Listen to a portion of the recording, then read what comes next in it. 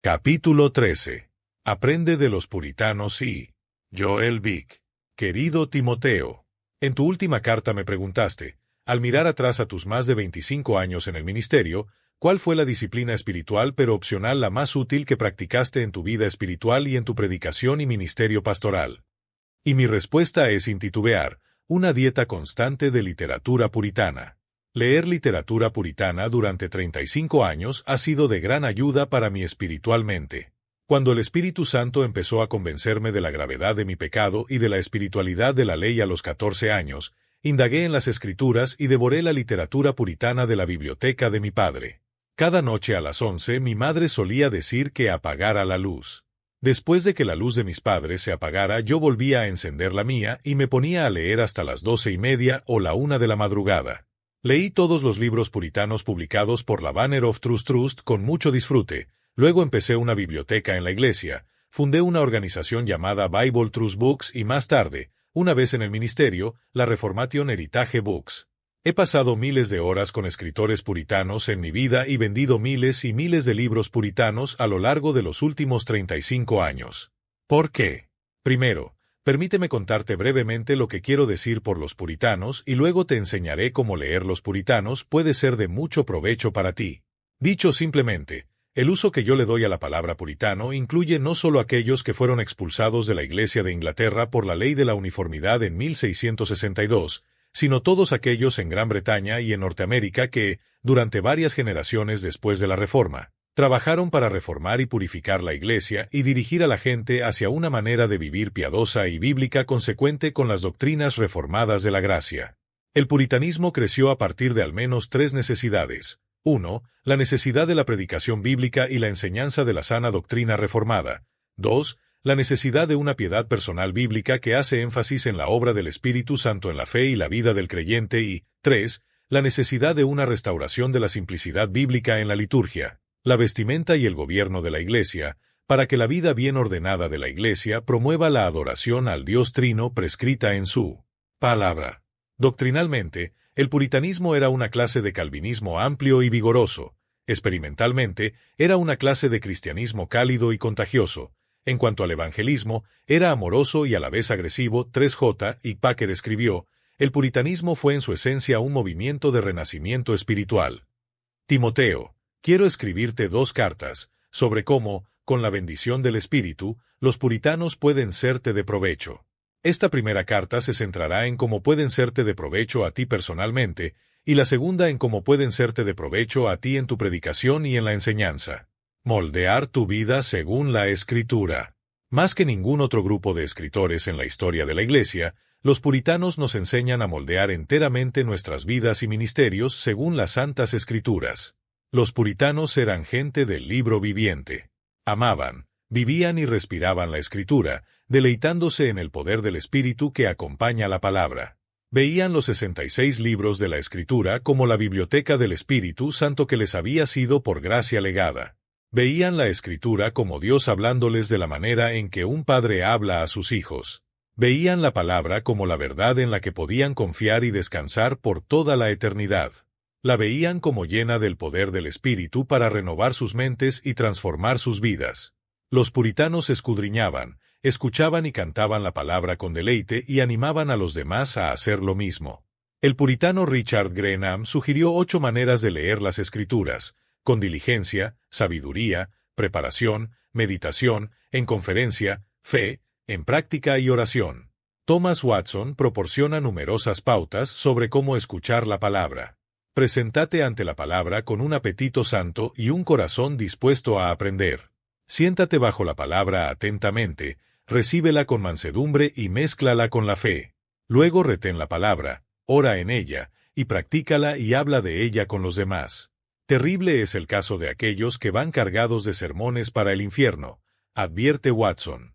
En contraste, aquellos que responden a la Escritura como una carta de amor para vosotros enviada por Dios experimentarán su cálido poder transformador. 9.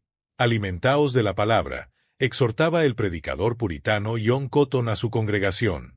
El prefacio de la Biblia de Ginebra contiene un consejo similar. Dice que la Biblia es la luz de nuestros caminos, la llave del reino de los cielos, nuestro consuelo en la aflicción, nuestro escudo y espada contra Satanás, la escuela de toda sabiduría, el espejo en el que podemos observar el rostro de Dios, el testimonio de su favor, y la única comida y alimento para nuestras almas. 11.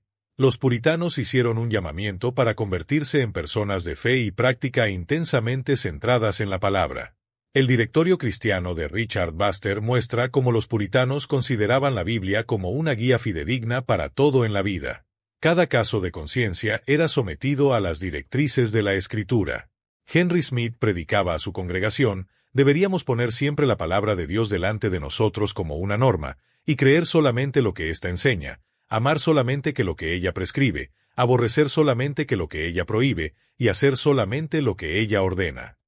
Quizás John Flavel lo expresó mejor: las Escrituras nos enseñan la mejor manera de vivir, la más noble forma de sufrir, y la forma más cómoda de morir. Orar sin cesar. Los puritanos nos enseñan la necesidad de ser hombres de oración de Dios. Eran verdaderamente hombres de aposento. En sus aposentos, su lugar privado especial dedicado a la oración, ya fuera en su habitación, su desván o en el campo, alzaban sus voces y pedían a gritos en voz alta al Dios de los cielos bendición divina sobre ellos y sus ministerios, sus familias, sus iglesias y sus naciones. A diferencia de muchos ministros modernos, la calidad de la vida espiritual de los ministros puritanos parece haber sido uniformemente alta. Creo que los puritanos eran grandes predicadores en primer lugar porque eran también grandes suplicantes que luchaban con Dios para obtener bendición divina sobre sus predicaciones. Richard Baxter dijo: la oración debe sostener nuestro ministerio además de la predicación. El que no ora por los suyos encarecidamente predica a ellos sin corazón igual. Si no prevalecemos con Dios para darles fe y arrepentimiento, no prevaleceremos con ellos para creer y arrepentirse. Y Robert Traill escribió: algunos ministros con dones y papeles menores tienen más éxito que algunos que están muy por encima de ellos en habilidades, no tanto porque predican mejor, sino porque oran más. Muchos sermones buenos fallan por falta de oración en su estudio. Timoteo, tus oraciones privadas deben sazonar los mensajes de tu púlpito. Tómate en serio la amonestación de Richard Sibbes. Un ministro es con frecuencia honrado por los hombres por el rendimiento de una mitad de su trabajo, el ministerio público, mientras que Dios le observa con desagrado por haber desatendido la otra mitad, la oración. Cf. Hechos 6:4. Como los puritanos, guarda con mucho celo tu tiempo de devoción personal. Establece tus prioridades en realidades espirituales eternas. Estate persuadido de que en cuanto bajes la guardia y dejes de orar, te estás exponiendo al desastre espiritual. Sé terriblemente consciente de que, como dijo John Flavel, un hombre puede ser objetivamente espiritual, y al tiempo ser subjetivamente un hombre carnal. Cree, como John Owen observa, que ningún hombre predica bien un sermón que no ha predicado primeramente a su propio corazón. Si la palabra no mora en nosotros con poder, no saldrá de nosotros con poder. Aprender a meditar. Probablemente no hay otra área en la que los puritanos sean tan útiles como lo son con respecto a las pautas del proceso de la meditación bíblica espiritual. Dicen que hay que empezar pidiéndole ayuda al Espíritu Santo. Ora para que el poder encamine tu mente y enfoque tus ojos de la fe en esta tarea. Como Edmund Calamy escribió: querría yo que oraras a Dios para que ilumine tu entendimiento, que acelere tu devoción, que caliente tus afectos, y que de tal manera bendiga así esa hora en ti, que mediante la meditación de las cosas santas seas hecho más santo, tus deseos serán más mortificados, y tus gracias aumentadas, serás más mortificado al mundo y a su vanidad, y serás elevado al cielo y a las cosas celestiales. Después, dicen que hay que leer las Escrituras, luego seleccionar un versículo o una doctrina sobre la que meditar. Aconsejaban el elegir temas relativamente fáciles al principio para la meditación. Por ejemplo, empieza con los atributos de Dios en lugar de empezar con la doctrina de la Trinidad, y estudia los temas uno por uno. Además, selecciona temas que se apliquen mejor a tus circunstancias presentes y que te serán de más beneficio para tu alma. Por ejemplo, si te sientes desalentado espiritualmente, medita en la buena disposición de Cristo para recibir a pobres pecadores y perdonar a todos aquellos que vienen a Él. Si tu conciencia te molesta, medita en las promesas de Dios de dar gracia al penitente. Si te encuentras económicamente afligido, medita en la maravillosa providencia de Dios para aquellos que están en necesidad. Ahora memoriza el // los versículo // seleccionado // o algún aspecto del tema, para estimular la meditación, fortalecer la fe y servir como medio de orientación divina. Luego fija tus pensamientos en la escritura o un tema escritural sin añadir más de lo que Dios ha revelado. Utiliza tu memoria para centrarte en todo lo que la escritura dice sobre tu tema. Medita en sermones pasados y otros libros edificantes. Usa el libro de la conciencia, el libro de la escritura y el libro de la criatura al considerar varios aspectos de tu tema, sus nombres, causas, características, frutos y efectos. Como María, medita estas cosas en tu corazón. Piensa en ilustraciones, similitudes y opuestos en tu mente para iluminar tu entendimiento e inflamar tus afectos, y después deja al juicio calcular el valor de lo que estás meditando. Aquí incluyo un ejemplo de Calami. Si meditaras en el tema del pecado, empieza con la descripción de pecado, continúa con la distribución del pecado, considera el pecado original y la causa del pecado, los frutos malditos y los efectos del pecado, los adjuntos y las propiedades del pecado en general y del pecado personal en particular, lo contrario al pecado, la gracia, las metáforas del pecado, los títulos que se le dan al pecado, y todo lo que las Escrituras dicen acerca del pecado. 2 advertencias no obstante. Primero, como Thomas Manton escribió, no refrenes al espíritu libre con las reglas del método. Dios nos llama a la religión y no a la lógica. Cuando los cristianos se confinan a tales reglas y prescripciones, se están restringiendo a sí mismos, y los pensamientos saldrán de ellos como agua por un alambique, y no como el agua sale de una fuente. Segundo, si tu mente deambula, contrólala, pide perdón con una breve oración y pide por fuerzas para mantenerte concentrado. Lee algunas escrituras apropiadas otra vez y sigue adelante. Recuerda, leyendo la escritura, la meditación y la oración van juntas. Cuando una disciplina decae, recurre a la otra. Persevera, no te rindas ante Satanás abandonando tu deber. Promueve afectos como el amor, el deseo, la esperanza, el valor, la gratitud, el celo y la alegría. Para glorificar a Dios, 25 mantén soliloquios con tu alma. Incluye quejas contra ti mismo a causa de tus inhabilidades y tus defectos, y extiende ante Dios tus deseos espirituales. Cree en que Él te va a ayudar. Paul Baines, al tratar las meditaciones como medios privados de gracia, lo compara primeramente con el poder que tiene la vista de afectar al corazón y luego con el proceso de la concepción y el nacimiento. Mira cómo ocurre después de la concepción, vienen los dolores de parto para dar a luz en su momento. De esa manera cuando el alma ha concebido el pensamiento. En breve los afectos son conmovidos, porque los afectos encienden un pensamiento, como lo hace la yesca cuando una chispa los enciende. Los afectos son conmovidos, la voluntad es agitada y afectada. Ahora, siguiendo el despertar de tu memoria, tu juicio y tus afectos, aplícate tus meditaciones a ti mismo, para despertar tu alma al deber y al consuelo, y para detener tu alma del pecado. Como William Fenner escribió, fíjate profundamente en tu alma, anticipa y prevén tu corazón. Ronda tu corazón con promesas, amenazas, misericordias, juicios y mandamientos. Deja que la meditación trace tu corazón. Lleva tu corazón ante Dios. 28. Examínate para ver tu crecimiento en la gracia. Reflexiona acerca del pasado y pregúntate, ¿qué he hecho? Mira al futuro y pregúntate, ¿qué es lo que estoy decidido a hacer mediante la gracia de Dios? No te hagas estas preguntas de manera legalista, sino por emoción santa y por una oportunidad para crecer en la gracia impartida por el Espíritu. Recuerda, trabajar la ley es nuestro trabajo, trabajar en la meditación es el trabajo placentero. 30. Sigue el consejo de Calami. Si te hicieras bueno con la práctica de la meditación, entonces deberías concentrarte en los particulares, y deberías meditar en Cristo de manera que apliques Cristo a tu alma, y meditar en el cielo de manera que apliques el cielo a tu alma. Vive tu meditación. Josué 1:8. Deja que la meditación y la práctica, como dos hermanas, caminen de la mano. La meditación sin la práctica solo aumentará tu condenación. Después, convierte tus aplicaciones en decisiones. Deja que tus designios sean firmes y fuertes, y no meros deseos, sino propósitos resueltos o decisiones, escribe Thomas Witte. Haz de tus propósitos compromisos para luchar contra tus tentaciones a pecar. Anota tus propósitos. Sobre todo, decide vivir tu vida como lo haría una persona que ha estado meditando en las cosas santas y celestiales. Encomiéndate tú y tu familia y todo lo que posees a las manos de Dios con dulce resignación. Concluye en oración, acción de gracias y cantando un salmo. La meditación es el mejor comienzo de la oración y la oración es la mejor conclusión de la meditación, escribió George Swinnock. Watson dice, ora por tus meditaciones. La oración santifica todas las cosas. Sin la oración no son sino meditaciones profanas. La oración ata la meditación al alma. La oración es un nudo al final de la meditación que no se deshace. Ora para que Dios mantenga esas meditaciones santas en tu mente para siempre, que su sabor permanezca en vuestros corazones.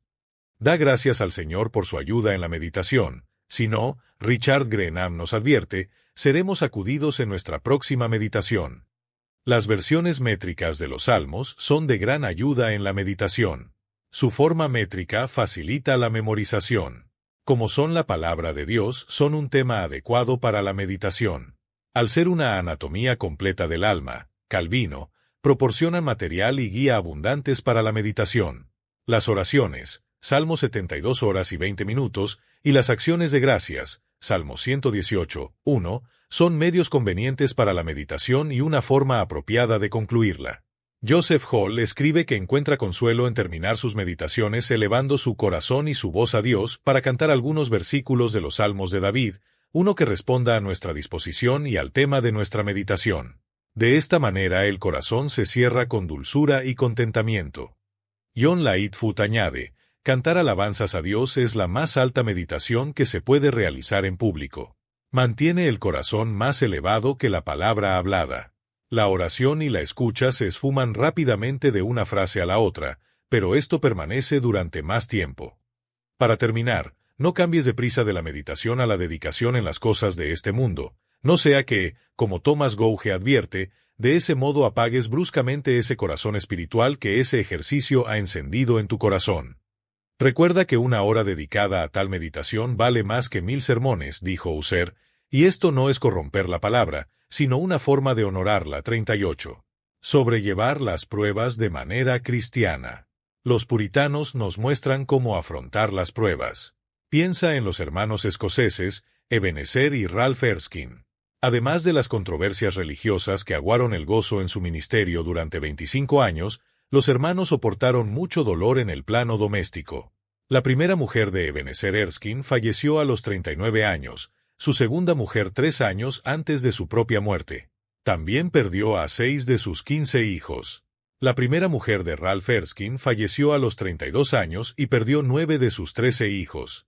Los 3 hijos que llegaron a adultos todos entraron en el ministerio, pero uno ayudó a la expulsión de su propio padre. Los Erskine entendían bien que Dios tiene, como dijo un puritano, un solo hijo sin pecado pero ninguno sin aflicción.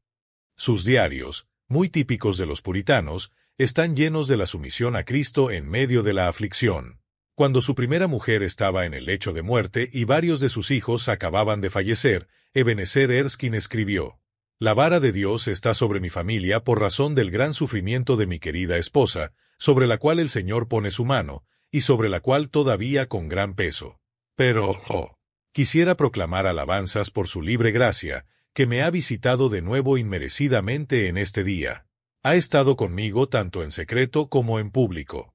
Pude oler los olores dulces de la rosa de Sarón, y mi alma fue refrescada con una nueva visión de él en la excelencia de su persona Emmanuel y en la suficiencia de su rectitud eterna. Mis esperanzas debilitadas son revividas con la visión de él. Mis cadenas son aflojadas, y mis cargas de aflicción se aligeran cuando aparece, aquí estoy, deja que haga en mí lo que bien le parezca.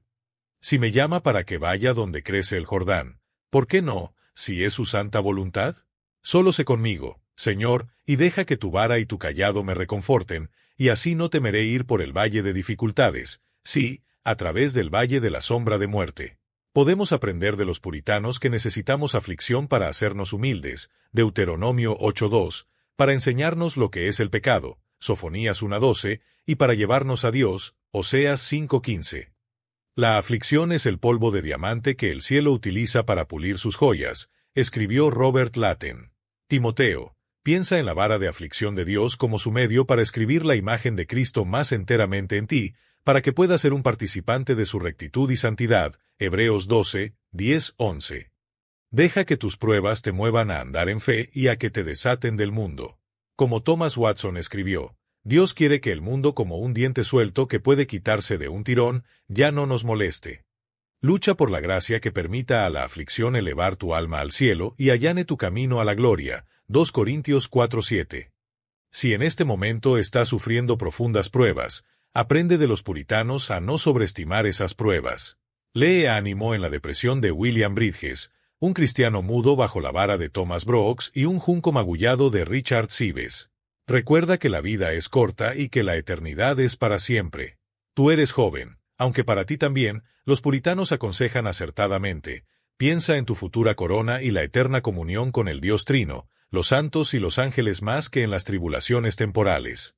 Como John Trapp escribió, el que va de camino a ser coronado no necesita preocuparse por un día lluvioso. Aquí eres simplemente un arrendatario, una mansión te espera en la gloria. No desesperes. La vara del pastor está sujeta por una mano de amor paternal, no por una mano de juicio punitiva. Piensa en Cristo en tus aflicciones, ¿no fueron las suyas peores que las tuyas, y no era Él completamente inocente? Considera cómo Él persevera por ti, cómo intercede por ti, cómo te ayuda a alcanzar los objetivos que tiene para ti. Al final, Él será glorificado a través de tus aflicciones. Como John Bunyan dijo sabiamente, los hijos de Dios son como campanas, cuanto más fuertes los golpean, mejor suenan. Dios usará tus pruebas para hacerte un mejor predicador también, como lo hizo con los puritanos. George Whitefield escribe, los ministros nunca escriben o predican tan buenos como cuando están bajo la cruz, el Espíritu de Cristo y de la gloria descansa en ellos. Sin duda, esto es lo que hizo a los puritanos, luces tan ardientes y brillantes. Cuando fueron desterrados por la ley oscura de Bartolomé, la ley de la uniformidad de 1662, y expulsados de sus ocupaciones para predicar en graneros y campos, las carreteras y las esquinas, escribieron y predicaron de una manera especial como hombres con autoridad. Aunque fallecidos, hablan todavía a través de sus escritos, una unción peculiar les espera en esta hora. Esa unción peculiar a la que Whitefield se refiere es una unción experimental centrada en Cristo que se deriva de aprender el arte del contentamiento en la escuela de la aflicción. Bajo la aflicción, los puritanos experimentaban un rico contentamiento y consuelo espiritual en Cristo. Nosotros deberíamos hacer lo mismo. Timoteo. Lee El contentamiento cristiano, una joya rara de Jeremiah Burroughs. Te enseñará cómo transformar las pruebas en contentamiento. Entonces, la próxima vez que seas golpeado en tu ministerio por otros, Satanás o tu propia conciencia, en lugar de quejarte, lleva esos golpes a Cristo y pídele que, por su Espíritu, lo santifique para que pueda ser modelo de contentamiento. Espiritual para tu rebaño. Reprender el orgullo. Los puritanos nos enseñan cómo tratar el orgullo en el ministerio. Dios aborrece el orgullo. Proverbios 6, 16, 17. Dios aborrece al orgulloso con su corazón, los maldice con su boca y los castiga con su mano. Salmo 119, 21, Isaías 2:12, 23:9. El orgullo fue el primer enemigo de Dios. Fue el primer pecado en el paraíso y el último que emitiremos al morir. El orgullo es la camisa del alma, se pone al principio y se quita al final, escribe George Swinnock. El orgullo es único como pecado. La mayoría de los pecados nos alejan de Dios, pero el orgullo es un ataque directo a Dios, eleva nuestros corazones por encima de Dios y contra Dios, dijo Henry Smith. El orgullo busca destronar a Dios y coronarse a sí mismo. Los puritanos no se consideraban inmunes al pecado. 20 años después de su conversión, Jonathan Edwards gemía sobre las profundidades infinitas e insondables del orgullo que quedaban en su corazón. El orgullo echa a perder nuestro trabajo. Como dice Richard Baxter, cuando el orgullo ha escrito el sermón, viene con nosotros al púlpito. El orgullo da forma a nuestro tono, anima nuestra declaración, nos aparta de lo que puede desagradar a la gente. Nos dispone en búsqueda del aplauso vano de nuestros receptores. Hace que el hombre se busque a sí mismo y su propia gloria. El orgullo es complejo. Jonathan Edwards dice que adopta muchos tipos y formas y que envuelve al corazón como las capas de una cebolla. Cuando le quitas una capa, hay otra capa debajo. Nosotros los ministros, porque estamos siempre en el ojo público, somos particularmente propensos a caer en el pecado del orgullo. Como Richard Grenham escribe, cuanto más piadoso es un hombre, y cuantas más gracias y bendiciones de Dios le son dadas, tendrá más necesidad de orar porque Satanás estará afanado contra él, y porque está más dispuesto a ser envanecido con una santidad presuntuosa. El orgullo se alimenta de cualquier cosa, una justa medida de alguna habilidad o sabiduría, un halago, una temporada de prosperidad excepcional, la llamada para servir a Dios desde un puesto prestigioso, incluso el honor de sufrir por la verdad. Es duro matar de hambre a este pecado, cuando puede vivir de casi cualquier cosa, escribe Richard Mayo. Los puritanos dijeron, si pensamos que somos inmunes al pecado del orgullo, deberíamos preguntarnos lo siguiente: ¿cuánto dependemos de los elogios de los demás? ¿Nos preocupamos más por la reputación de ser piadosos o por la piedad misma? ¿Qué dicen de nuestro ministerio los regalos y recompensas de otros hacia nosotros? ¿Cómo reaccionamos a la censura de las personas de nuestra congregación? Un ministro piadoso lucha contra el orgullo, mientras que el del mundo se alimenta de él. Cotton Mather confiesa que cuando el orgullo le llenaba de amargura y confusión ante el Señor, hacía un esfuerzo por ver mi orgullo como la propia imagen del diablo, contrariamente a la imagen y a la gracia de Cristo, como una ofensa contra Dios y la aflicción de su espíritu, como la insensatez y locura más irrazonables para uno que no posee nada excepcionalmente excelente y con una naturaleza tan corrupta. Thomas Shepard también luchó contra el orgullo.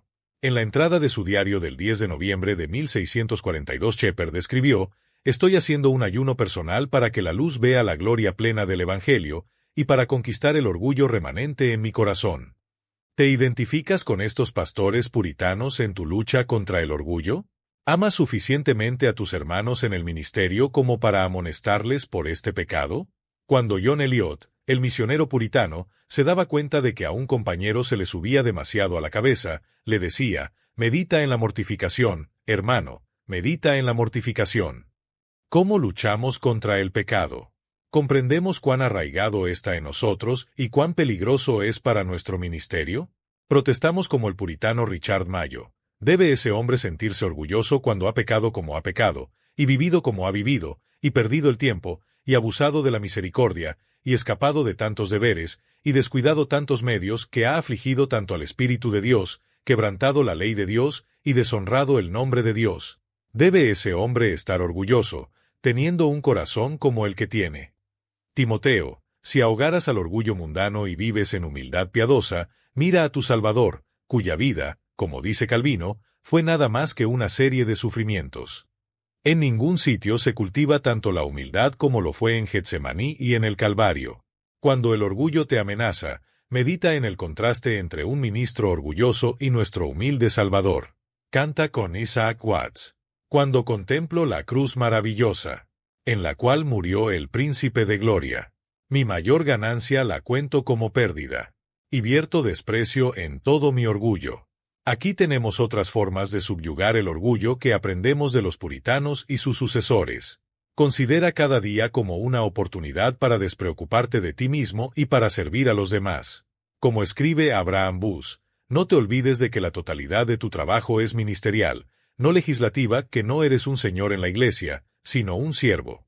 El acto de servir es de manera innata humillante. Busca un conocimiento de Dios, sus atributos y su gloria más profundo.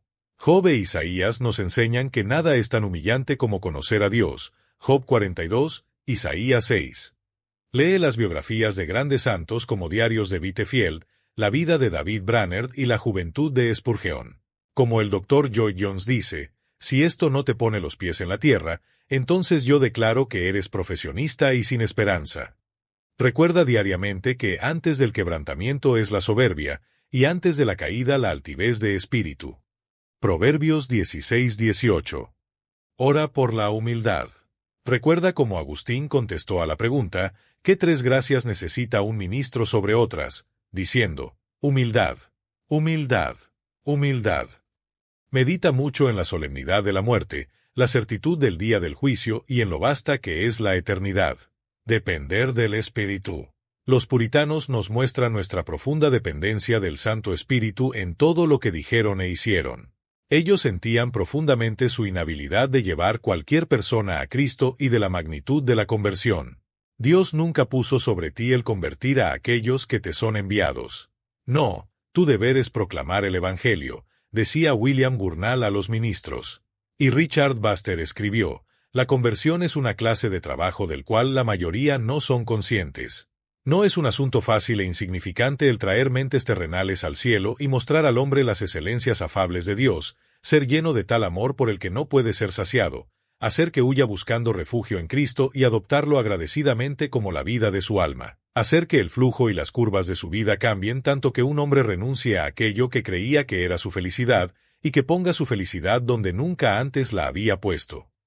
Los puritanos estaban convencidos de que tanto el predicador como los oyentes son totalmente dependientes de la obra del Espíritu para efectuar la regeneración y la conversión cuando, como y en quien Él quiera. El Espíritu lleva la presencia de Dios a los corazones humanos. Él persuade a los pecadores a buscar la salvación, renueva voluntades corruptas y arraiga verdades escriturales en corazones de piedra. Como Thomas Watson escribió, los ministros llaman a las puertas de los corazones de los hombres, el Espíritu llega con la llave y abre la puerta. Y Joseph Alleine dijo, nunca pienses que puedes convertirte a ti mismo. Si alguna vez fueras convertido, debes abandonar el intento de hacerlo por tu propia fuerza.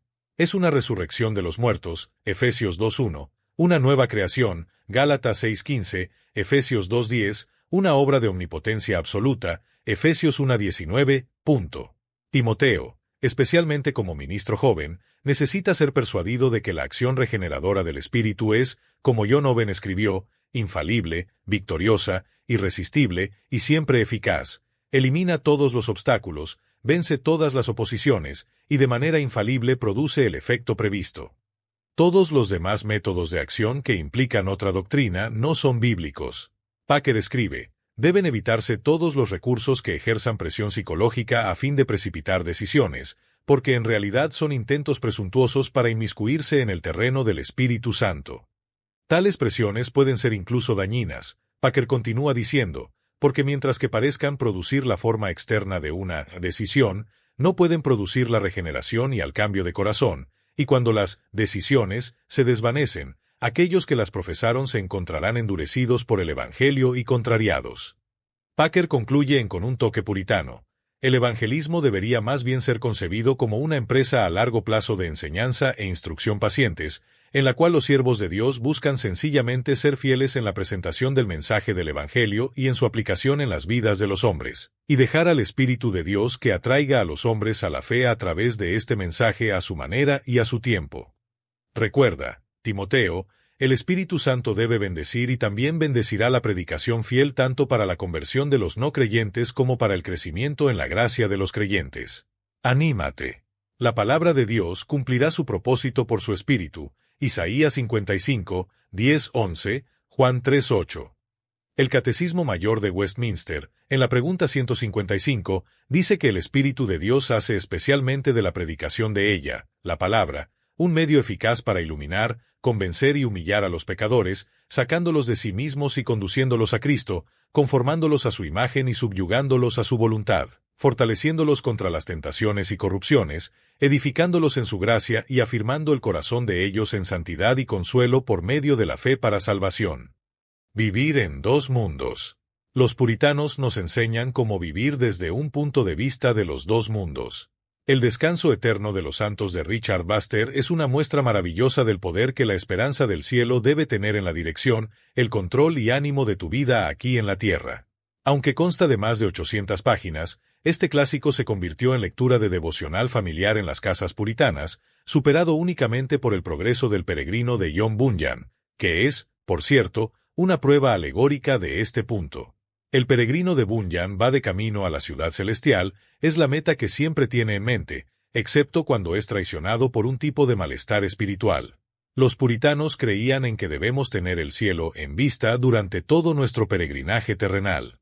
Se tomaban muy en serio la dinámica de los dos mundos, ahora /diagonal todavía no, del Nuevo Testamento, haciendo énfasis en que mantener la esperanza de la gloria en nuestras mentes ayuda a guiar y a mantener nuestras vidas derechas aquí en la tierra. Para los puritanos vivir en la luz de la eternidad a menudo exigía la negación radical de uno mismo. Timoteo, resiste a convertirte en un ministro espiritualmente negligente que se busca a sí mismo, y en su lugar, niégate a satisfacer cualquier cosa por la que no puedas orar o seguir en luz del inmenso valor de la eternidad. Como los puritanos, Vive en cuanto a los juicios establecidos que el gozo del cielo compensará, las pérdidas y las cruces, las tensiones y los dolores que debemos soportar en la tierra si seguimos a Cristo fielmente. Considera la disposición a morir como el primer paso para aprender a vivir. Piensa en esta tierra como en el vestidor y el gimnasio que te preparan para el cielo. Cuando visité la iglesia de Robert Murray McCheyne en Dundee hace unos años, me di cuenta de que había una gran piedra plana, de aproximadamente 20 x 20 centímetros, colocada a la entrada del cementerio adjunto de la iglesia.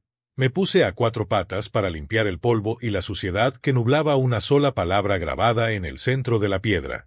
Con el dedo tracé esa palabra. Eternidad es todo lo que ponía. No tengo duda alguna de que McCheyne, impregnado del espíritu puritano, la colocó ahí para que nadie visite ese cementerio sin meditar en la realidad solemne de su estado futuro. Cuando Jonathan Edwards tenía 13 años escribió en su diario, Dios, acuña la eternidad en mis ojos. Querido Timoteo, hazla tu oración diaria. Oh Dios Trino, acuña la eternidad en mis ojos, mi conciencia, mi alma, mis manos y mis pies, mi familia y la adoración pública, sí, todo mi ser y ministerio, cada sermón que predico, cada clase que enseño, cada visita pastoral que hago y cada artículo que escribo. Ayúdame a predicar como un hombre moribundo a gente moribunda.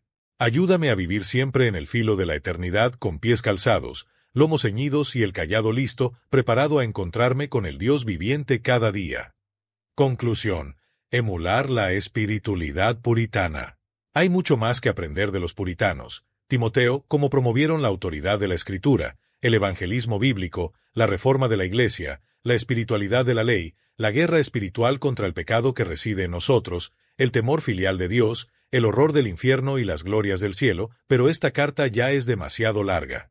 En una palabra, Timoteo, te aconsejo, como me aconsejo a mí mismo, que emules la espiritualidad puritana. Hagámonos preguntas como estas. ¿Estamos nosotros sedientos, como los puritanos, por glorificar al Dios Trino? ¿Somos motivados por la verdad bíblica y el fuego bíblico? ¿Compartimos la visión de los puritanos en cuanto a la vital necesidad de la conversión y de ser vestidos de la rectitud de Cristo? No es suficiente el leer simplemente a los puritanos. Un movimiento de interés en los puritanos no es lo mismo que un reavivamiento del puritanismo. Necesitamos la disposición interna de los puritanos, la piedad inteligente, bíblica y auténtica que mostraron, en nuestros corazones, vidas e iglesias. Permíteme desafiarte, Timoteo. ¿Vivirás piadosamente en Jesucristo como los puritanos? ¿Irás más allá de leer sus escritos, debatir sus ideas, recordar sus logros y reprender sus errores? ¿Practicarás el grado de obediencia a la palabra de Dios por el que ellos se esforzaron? ¿Servirás a Dios como ellos le sirvieron? ¿Vivirás con tus ojos en la eternidad como ellos lo hicieron? Así dijo Jehová, paraos en los caminos, y mirad, y preguntad por las sendas antiguas, cuál sea el buen camino, y andad por él, y hallaréis descanso para vuestra alma. Jeremías 6:16. Afectuosamente, en las cadenas del Señor. Joel R. Vick. P.D. Timoteo, si estás comenzando a leer los puritanos, empieza con El cielo tomado por asalto de Thomas Watson, un tratado del temor de Dios de John Bunyan, Cuidando el corazón de John Flavel y Remedios preciosos contra las artimañas del diablo de Thomas Brock. Luego prosigue con las obras de John Owen, Thomas Godwin y Jonathan Edwards.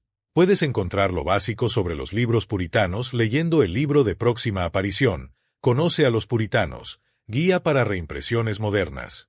En este libro, Randall Peterson y yo proporcionamos un breve resumen de cada título puritano que ha sido reimpreso desde el resurgimiento de la literatura puritana a mediados de los 1950 y te facilitamos un resumen biográfico de la vida de cada autor puritano. También deberías conseguirte Guía para los Puritanos, Edimburgo, Banner of Trust, 1997, de Robert P. Martin, que indexa la mayoría de las reimpresiones puritanas, para que puedas encontrar rápidamente lo que los puritanos tienen que decir acerca de un tema importante.